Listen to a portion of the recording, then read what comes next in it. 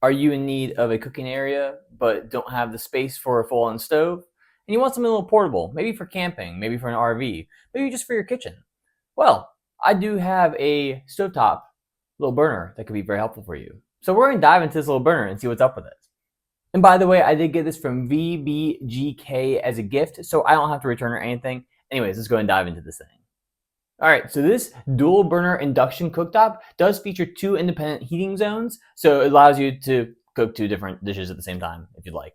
It's pretty much just like a normal stove, except it's instead of 4 burners, you have 2. And I will give you this, they work pretty nicely. And the pot that I use heated up really fast with the 2 burners equally. So like a lot of ovens where you do have 9 different levels of heat for everything from low to medium to high and all the little notches in between, this also does have 9 different levels of heating. So you do get about 4,000 watts of total power between, I believe, both of the burner outputs. Yes, you do get 4,000 watts of output between both burners. So each burner has a 2,000 watt output max. So you can switch that up depending on the setting that you have on the burners. So you can have 4 different types of readings for when you are cooking. You can have watts, you can have the power, or I guess P, which is going to be from like the levels 1 through 9, and then you have Fahrenheit and Celsius. So you can choose from any of those to read from. I think the default is going to go to P, so that's going to be the power one from 1 to 9. And those are all touchscreen as well, so you can kind of just slide it back and forth depending on what you want.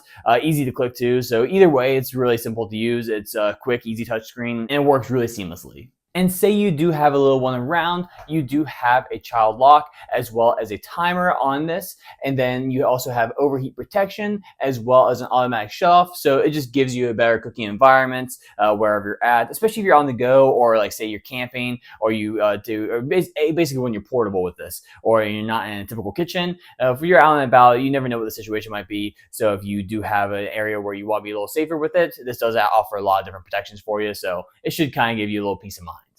It has a great ceramic glass on the top side, so it's very modern and easy wipe and clean. So if you do get anything dirty on there, just wipe it on off with a sponge. You should be good to go, or a little paper towel. It's pretty easy. But I mean, it's again similar to a lot of stovetops, so it's just that that glass covering on there that makes it super easy to clean. I know I said that multiple times. Sorry. And now because this is an induction burner, it does have to have magnetic cookware. So things like cast iron and stainless steel being ones that are compatible with induction burners. So there are specific stainless steel pans that are compatible with it and ones that are not. Now, I will give you this, when I was testing it and when I first initially got it, I didn't realize how few pans I had that were compatible with induction burners. Really, it came down to 1 pot. And it wasn't much, but it was better than nothing. And I didn't want to go to the store and get anything else for it. It just is what it is. It's, I didn't realize that I needed that for an induction burner. That's my fault. Now, something that is pretty cool is that if you are wondering whether your pot or pan is compatible with this induction burner, it does come with a little magnets. It's nothing fancy or anything like that, but you can test the pots and pans that you have already at the house, or if you need to go out to the store or something like that and you see it, you can always test it there. So it kind of gives you a little more flexibility when you do get this, just to ensure that your pots and pans are compatible, because that was something, again, that I missed, but luckily I had something that I was able to test this on. And as far as different things you can do, you can boil food, you can fry it, you can simmer, you can do a lot of different things. Anything that you could do on a stovetop, you could do pretty much here.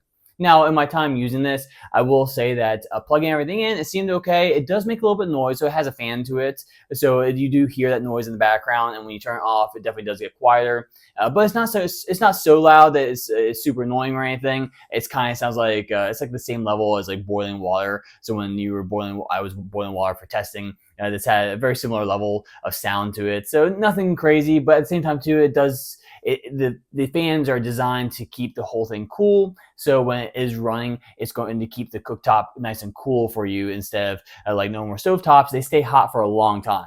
And speaking of that, when I was testing this out, I compared it to the stove, from the stovetop to this induction burner.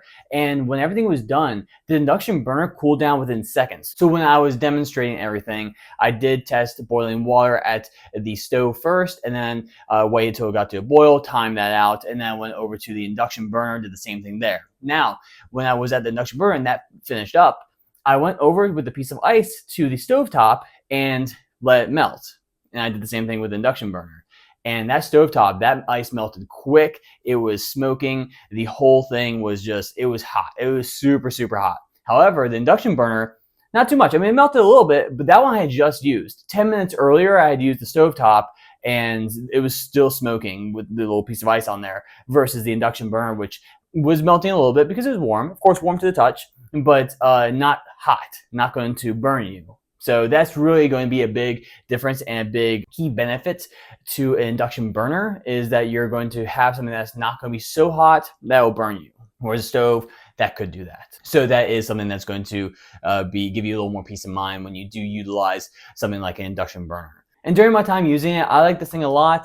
I thought it was great, super easy to use. It did make a little noise when you turn it on. The two burners themselves work perfectly. Now it takes a little bit longer to get something to a boil, but not by much, maybe by like a minute.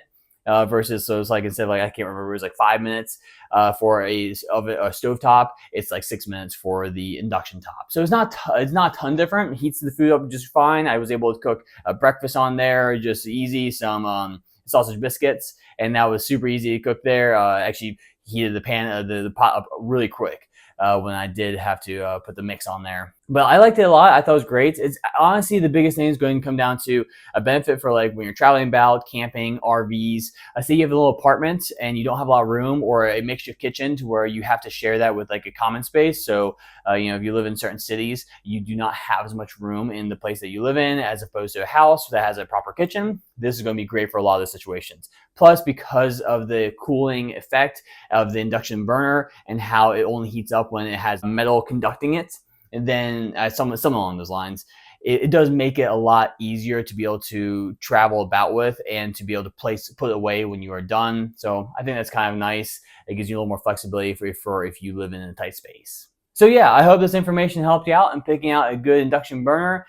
This thing was pretty awesome, and I actually might be gifting this to one of my family members because they have a kind of a little makeshift apartment area set up, and I think that might be really handy for them. So anyways, until next time, I'm Andrew Frech. I hope this information helped you, and hope you have a great day. Bye.